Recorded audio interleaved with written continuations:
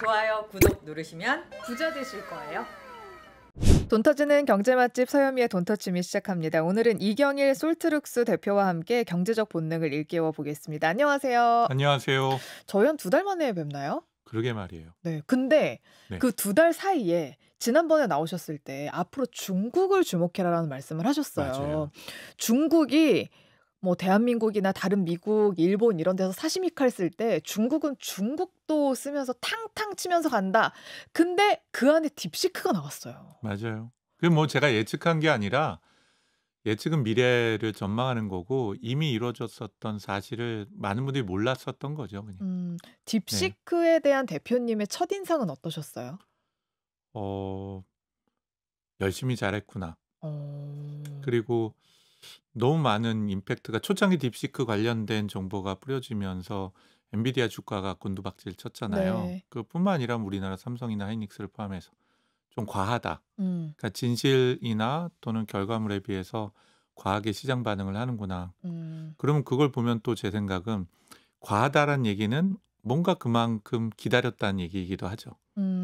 네. 뭘 사람들이 기다렸던 걸까요? 그러니까 실제로 미국이 가지고 있는 독보적인 그리고 또 어떤 한편으로 보자면은 지배적인 구조가 깨질 수 있지 않을까? 누군가 뭐 그렇게 새로운 영웅이 나오지 않을까 하는 기대도 있고 두 번째는 말로는 AI 관련된 것이 굉장히 많이 큰 변화를 만들어낸다고는 하지만 그게 더 확산되기 위해서는 경제성이 중요하거든요. 음. 근데 여전히 오픈 AI나 뭐 마이크로소프트, 구글 모두 다 막대한 적자를 그 부분에서 내고 네. 있잖아요. 네. 그러니까 과연 돈 벌 수 있을까?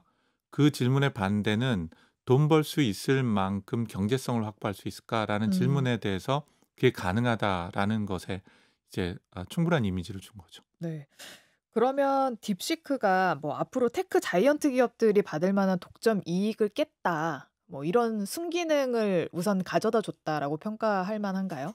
그렇게 단순히 평가하기는 좀 어렵고요. 사실 딥시크가 요번에 알려져 있기는 엄청나게 경제적이고 싸고 그 흔히 말하는 딥시크 모델이라는 게 맞는 게 오픈 AI에 비해서 뭐 수십 분의 1 이하로 만들어졌고 운영 비용도 수십 분의 1이다. 그런데 과장된 바가 많아요. 아 그래요? 네. 20분의 1은 아니에요? 네. 그보다 훨씬 더 많이 들었어요. 아. 이거 추정이긴 한데 그래도 싸긴 하죠. 한 5분의 1 정도. 음.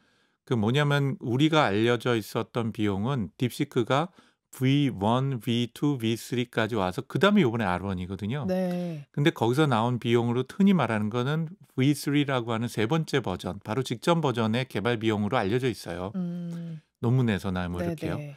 그런데 누적됐었던 비용과 그동안 그 회사가 투자했었던 그리고 구매했었던 수많은 GPU들을 생각을 해보면 대략 그 뭐 공신력 있는 추정으로는 그래도 5분의 1 정도로 저렴하긴 하다. 5분의 1까지는. 네. 그런데 그럼 우리 5분의 1이면은 말이 5분의 1이지 그렇게 되면 20%지만 우리가 5배가 아니라 500%가 더 비싸다 그러면 엄청 비싼 거잖아요. 그쵸. 근데 그것도 조 단위가 넘어가요. 그러니까 쉽게 얘기하면 우리가 5분의 1 가격보다 저렴하다라고 해도 거기서 투자한 금액이 추정되기는 1조가 넘는다고 보여지거든요. 음. 그러니까 1조 넘는 금액을 한국에서 그동안 투자했던 기업은 없어요. 순수하게. 그러니까 딥시크가 만들어낸 결과물 그리고 또 그것이 주는 파괴력이라는 것이 우리가 생각했던 것처럼 뭔가 환성적으로 굉장히 저렴한 것들이 혁신적인 천재에서 나왔다라고 추정하는 거는 좀 네. 과장된 바가 없지 않아 있어요. 더더군다나 딥시크가 모든 것들을 창의적으로 중국에서 발전시키고 만들어졌다기보단 그 유명한 말이 있죠. 이건 스티브 잡스도 한 말이고 그리고 또 피카소가 한 말인데 위대한 예술가는 훔쳐온다고 남들 모르게. 그런 것처럼 굉장히 많은 것들을 훔쳐온 거예요. 근데 그 그러니까 훔쳐왔다는 이전에 게 오픈 AI나 이런 그렇죠. 곳에서 것들을 훔쳐왔다는 게 몰래 훔쳐왔다는 것보다는 실제로 오픈 AI나 마이크로소프트, 메타를 포함해서 모든 것들이 해오고 있었던 것들이에요. 기술들이. 예를 들면 디스틸레이션이라는 기술이 있는데 좀 어렵긴 한데 우리말로는 증류 기법이라고 얘기를 하는데 네. 막대한 데이터와 GPU를 통해서 학습된 모델의 정수만 뽑아서 학습하는 기술이에요. 와. 그러니까 우리가 예를 들자면 위스키를 만든다 그러면은 보리 넣어서 엄청나게 큰 통에다가 이제 발효를 시킨 다음에 그 발효된 것 중에서 그러면 보통 한 5, 6도밖에 안 되거든요. 네. 그중에서 40도, 50도의 알코올만 뽑아내려면은 뭐 10분의 1, 20분의 음. 1로 양이 줄어드는 거죠. 네. 우리나라 막걸리에서 소주 뽑아내는 것도 똑같고요. 음. 그래서 초기 인공지능이 학습하려면 엄청나게 많은 데이터로 또 오랜 시간 동안 대규모 GPU라는 걸 통해서 하는데 이게 모두 다 돈이죠. 네. 그렇게 학습된 모델들에서 공부한 정수만 뽑아내는 거예요. 음. 예를 들자면 뭐 어떤 분이 뭐 고시를 본다. 행정고시를 보는데 한 2년 동안 엄청 열심히 공부한 거예요. 그러고 나서 한 달 전에 '아 요번엔 이런 문제가 나올 것 같아.'라고 해서 족보라고 하는 걸 만든 거예요. 네. 그게 정수인 거죠. 그렇죠. 시험 예상 문제집을. 네. 근데 저랑 치는 친구인데 저는 3 개월밖에 공부를 안 음. 했어요. 근데 저한테 "야 이거 요번에 나올 것 같아."라고 순수한 마음으로 줬고 저는 그거에 집중적으로 파고든 거예요. 그러면은 시험을 나왔는데 우연히가 아니라 그 시험 공부 열심히 했기 때문에 거의 한 60-70%가 거기서 나온 거죠, 족보에서. 음. 지금 현재 딥시크는 그거랑 비슷해요. 어. 그래서 중국이 혼자서 모든 것들을 쌓아 올렸다기보단 결국 미국 중심으로 쌓아 놨었던 기술과 제품과 서비스들을 적절한 방식으로 훔쳐오고 그 훔쳐온 것들 위에다 가치를 쌓아 올린 거죠. 음. 그럼 이 방식이 비윤리적이고 도덕적이냐? 그렇진 않아요. 왜냐하면 모든 기술 기업들이 똑같은 방식으로 하고 있거든요. 그쵸. 예. 누군가가 쌓아오면 그 위에 내가 그렇죠. 하나 더 쌓고. 맞아요. 그런데 그거를 보통 딥시크 경우가 4 가지의 발전시킨 핵심 기술이 있는데 이 4 가지를 아주 조화롭게 잘 통합해서 음. 이번에 내놓았다고 보는 게 맞는 거죠. 사실 뭐 중국 뭐 비하 발언 이런 건 아니긴 하지만 네. 예전부터 중국은 좀 비슷하게 만들거나 따라 만드는 건 굉장히 잘했었잖아요. 네네. 근데 문제는 여기에 퀄리티가 문제였던 건데 이제는 이 퀄리티도 보완이 완벽하게 되어가고 저는 있다라고 이제 판단을 뭐 하시나요? AI뿐만 아니라 AI는 지난번에 말씀드린 것처럼 이미 넘사벽에 가깝게 중국이 미국을 쫓아가고 있고 나머지 기업들은 다 제가 개찐도찐이라는 말씀을 드렸었어요. 네. 그런데 이제 AI뿐만 아니라 뭐 아시는 것처럼 자동차를 포함한 반도체 모든 부문이 중국이 쫓아오는 수준이 거의 같은 동급 수준으로 가고 어, 있으니까 네. 거기에 대한 두려움이 큰 건 사실이죠. 음. 네. 자, 근데 딥시크 관련해서 좀 우려하는 목소리도 없지 않아 있어요. 왜냐면 많죠. 우리나라에서는 일단 사용을 제한을 한 네. 상태잖아요. 그리고 다른 나라들도 슬슬 제한을 하는 것 같은 네. 느낌이란 말이죠. 근데 여기에는 무기를 만든다든지 뭐 해킹을 한다든지 뭐 이런 방법들도 가감없이 다 나온다. 이런 우려들이 있던데 대표님은 어떤 우려점들을 그걸 가지고 이제 계세요? 우려할 만한 게 3 가지 축이 있어요. 네. 첫 번째 우려할 만한 축은 이미 뭐 며칠 전에 개인정보보호위원회에서 문제 제기를 해서 멈췄는데 서비스 자체 네. 다운로드하는 거를 이미 다운로드한 사용자들은 쓸 수가 있죠. 음. 근데 딥시크가 개인정보 보호에 관련된 게 초기부터 많은 문제 제기가 있었어요. 왜냐면 거기 보면 약관이라든지 이런 게 굉장히 느슨할 뿐만 아니라 모든 데이터들을 본인이 쓸 수가 있고 재판매 가능한 여지를 열어 놨거든요. 음. 그래서 이번에도 잘 아시는 것처럼 물론 이제 발표된 내용이 깊숙이는 많이 발표가 안 됐지만 딥시크를 통해서 사용된 개인정보 데이터들이 요번에 바이트댄스라고 하는 음. 틱톡의 모회사로 흘러들어간 게 발견됐다는 거잖아요. 네. 근데 더 중요한 거는 다른 곳 서비스에서는 구체적인 개인정보를 그렇게 대규모로 모으지 않거든요. 음. 근데 지금 딥시크 같은 경우는 개인정보를 거의 3-4배 이상으로 많이 모아요. 네. 그러니까 이런 개인정보를 모으고 모은 것들을 본인들도 쓰고 제3자에게 재판매를 하는 양상이 보여지는 거고 그게 가능하다라는 얘기는 정치적인 활용에 있어서도 중국이 그런 데이터들을 충분히 활용할 수 있고 또 중국 정부 공산당 산하에 있는 많은 기업들에게 열려 있을 가능성이 있는 거죠. 음. 이렇게 개인정보뿐만 아니라 국가적으로 사용되는 많은 정보들이 있는데 그게 단순히 어떤 IP 어드레스에서 어떤 사용자가 어떤 관심을 가지고 있다라는 것도 있겠지만 실제 LLM 갖고 많이 하는 게 번역도 있고요. 요약도 네. 있고 문서로 올려놓고 질의응답하는 게 있거든요. 이제 이런 정보들까지 통으로 이제 들어갈 수 있는 가능성이 점점 커지는 거죠. 음. 이게 첫 번째 문제예요. 네. 그래서 개인정보를 포함한 정보 보안의 문제가 있을 수가 있고요. 두 번째 우려로 생각이 되는 거는 아까 이제 질문하신 것처럼 예를 들자면은 그 정치적 성향에 음. 관련된 것 그리고 또 두 번째는 안정성 문제에 있어서 아까 말씀하신 것처럼 다양한 뭐 예전으로 따지면 마약 제조 기법이라든지 네. 뭐 사례를 어떻게 해야 돼? 와 같은 우리가 봤을 때 비윤리적인 행동에 해당이 되는 것들을 어 조금만 속여서 질문을 하면은 보통 뭐 탈옥이라는 표현도 쓰는데요. 그 정도까지는 아니고요. 음. 속여서 질문하면 술술술술 답변이 나오는 거죠. 네. 이거는 3-4년 전부터 있었던 문제인데요. 원래 LLM 라지 랭귀지 모델이라고 하는 엔진은 전 세계에 있는 데이터를 막 무작위로 모은 다음에 학습을 시켜요. 음. 그러면 그 안에서는 사람에게 해를 줄 수 있는, 예를 들자면은 전화로 사람들한테 사기치는 법도 있을 수가 네. 있고, 네. 그다음에 뭐 도박과 관련된 게 있을 음. 수도 있고, 마약과 관련된 게 있을 수도 있고, 굉장히 다양한 문제들이 있죠. 그래서 그냥 학습시킨 인공지능에게 질문하면 그걸 원래 술술술술 얘기를 해요. 네. 그런데 그렇게 되면은 윤리적인 문제가 되고 사회적 합의를 이루기가 어렵기 때문에 오픈 AI나 마이크로소프트, 구글, 메타와 같은 회사들은 이제 사전 학습을 한 엔진 위에다가, 모델 위에다가 사후 학습을 할 때 네. 윤리 교육을 따로 시켜요. 어. 그래서 그 윤리 교육을 시킬 때는 어떻게 하냐면, 이런 질문이 나오면 넌 이렇게 대답해. 예를 들자면은 음. 이마트에서 구매할 수 있는 약품 갖고 마약 만드는 방법이 어때요? 그러면 실제로 오픈 AI의 챗GPT 모델은 술술술술 내부에서는 답변을 해요. 네. 그런데 이제 사전 학습한 후에 이런 질문이 들어오잖아. 너는 그럼 답변을 이렇게 해라고 가르쳐 줘요, 일일이. 어떻게 가르쳐 음. 주냐면, 아 마약은 몸에 나쁠 뿐만 아니라 혹시 그런 유혹이 있으면 의사 선생님을 만나 보시는 거를 권유해요라고 넌 답변해라는 식으로 하는 거죠. 예. 그걸 일일이 사람이 가르쳐 주거든요. 아. 그래서 오픈 AI는 그거에 돈을 어마어마하게 들였어요. 거의 수천억 이상이 돈을 들였어요. 네. 근데 그거를 일일이 사람 가르쳐 주는 게 돈이 많이 들고, 또 이게 비윤리적이니까 미국에서 못 했어요. 음. 어디로 갔냐?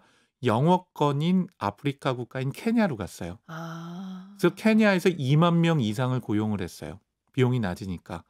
근데 놀라운 건 2만 명이 1년 내내 동안에 예를 들면 인종차별하는 거, 흑인을 욕하는 거, 예. 그리고 또 예를 들자면 뭐 성차별하는 것들, 각종 범죄에 해당이 되는 것들을 모니터링을 일일이 하고, 그거에 대해서는 이렇게 답변해야 한 거를 일일이 만들었어요. 오픈 네. AI의 챗GPT를 위해서. 그래서 그게 결합이 됐기 때문에 챗GPT에서는 아주 강건한 챗GPT가 됐고, 거기다 욕을 하거나 비윤리적인 걸 물어보면은 회피를 하도록 이제 학습을 하게 되는 거죠. 음. 대한민국에서 그거에 대한 차세대 엔진을 만드는 산학연 프로젝트가 있는데, 그게 제가 연구 책임자거든요, 지금도. 예. 그래서 그거를 딥시크는 안 한 거예요. 아.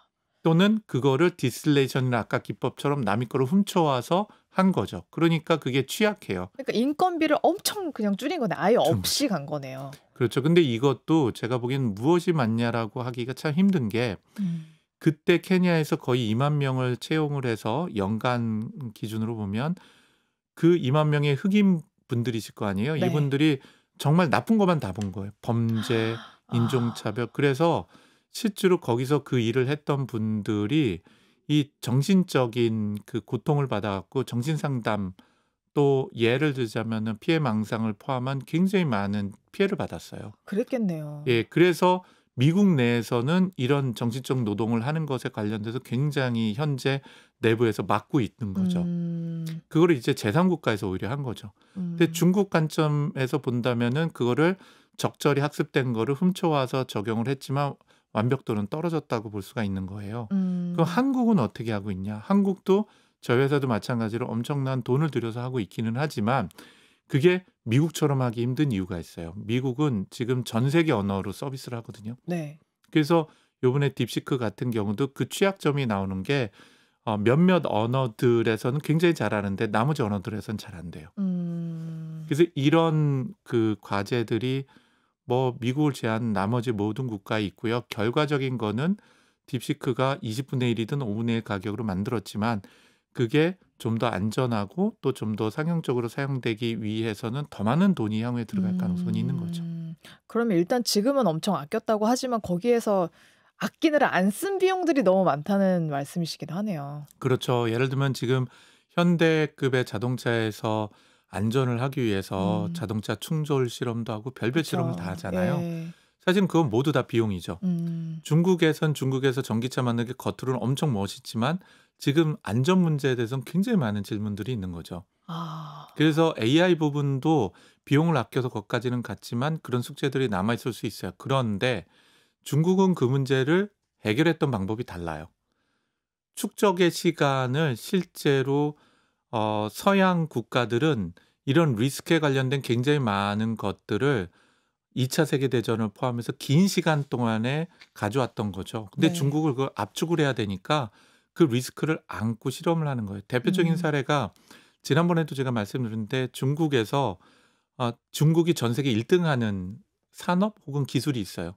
그게 초고속 열차거든요. 초고속 열차. 예. 예. 초고속 열차가 중국의 초고속 열차가 가장 빠르고요, 전 세계에서. 음.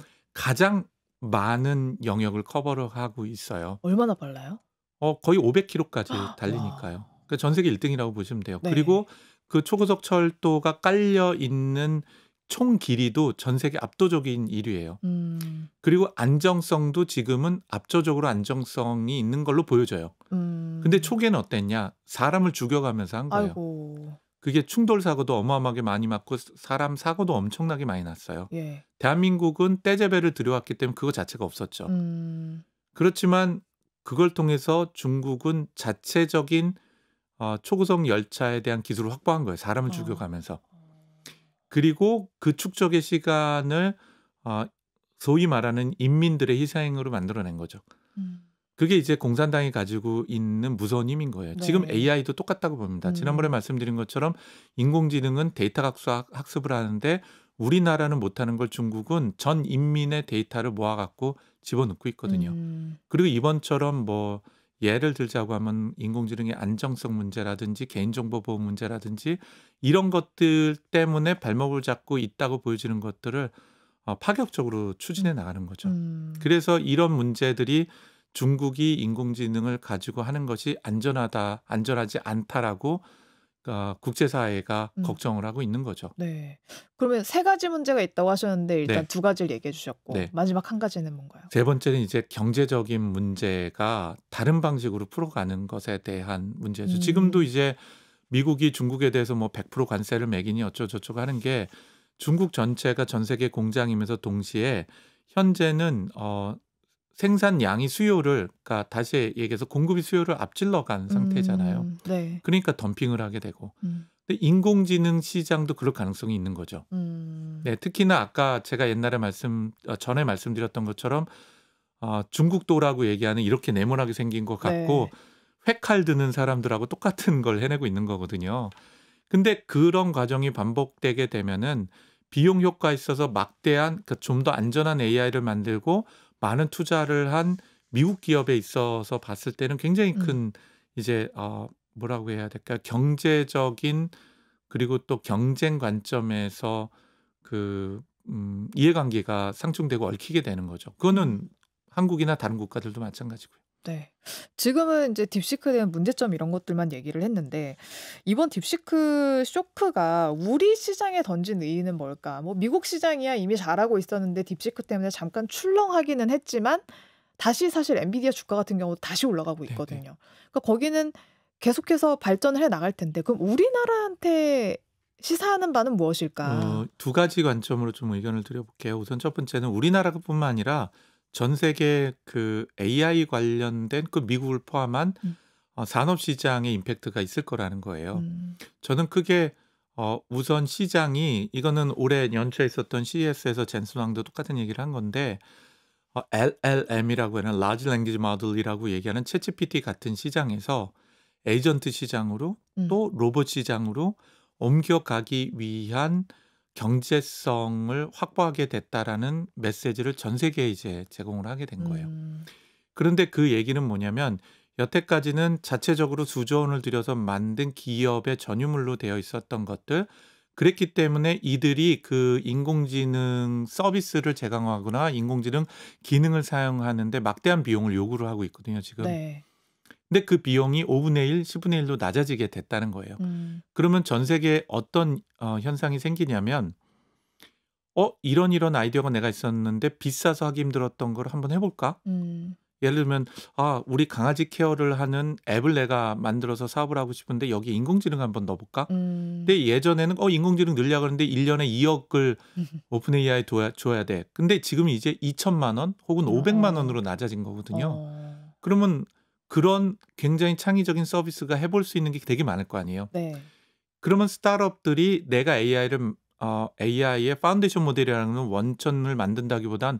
오히려 좋은 아이디어로 서비스 모델을 만들고 세상을 바꾸고 혁신하는 데 더 에너지를 쏟게 되죠. 음. 그거를 이제 가속화시키게 되고 그 얘기는 새로운 경제 시스템으로 옮겨가기 위한 우리가 흔히 말하는 예전에 전통적 경제에서 인터넷과 웹 경제로 가고 또 모바일과 스마트폰 경제로 가왔었던 것처럼 네. 이것들을 가속화할 수 있는 임팩트를 준 거죠. 이거는 대한민국이냐 전 세계냐하고 상관없이 그 가능성을 주게 된 거고요. 음. 또 두 번째 가능성으로 본다면 파운데이션 모델의 비용이 낮춰질 수가 있기 때문에 네. 그것들을 가져다가 좀 더 각종 전문 분야별로 예를 들면 의료면 의료, 바이오면 바이오 분야별로 깊게 들어갈 수 있도록 하는 전문적인 인공지능을 개발하는 기업들이 좀 더 성과를 낼 가능성이 높아졌다는 거예요. 음.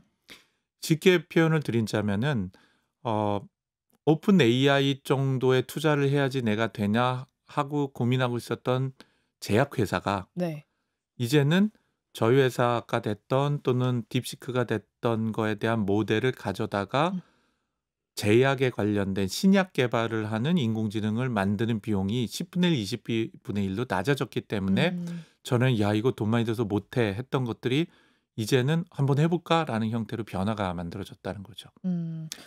이게 저 이제 큰 변화가 있고요. 네. 대한민국은 여기에 조금 더 다른 이제 관점과 함께 가능성을 보인다고 볼 수가 있는 거죠. 네. 근데 저는 기존 우리나라 네. 기업들 중에서 아까 말씀하신 뭐 웹이 만들어지고 소프트웨어가 들어오고 사실 가장 대표적으로 얘기할 수 있는 게 우리한테는 네이버랑 다음이잖아요.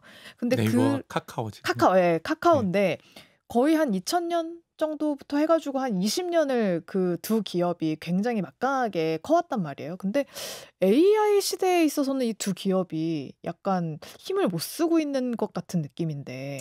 그래서 제가 이제 제 질문을 주셨던 '그럼 한국에는 어떤 가능성과 어떤 임팩트를 줄 수 있을 건가.' 하는 거죠. 네.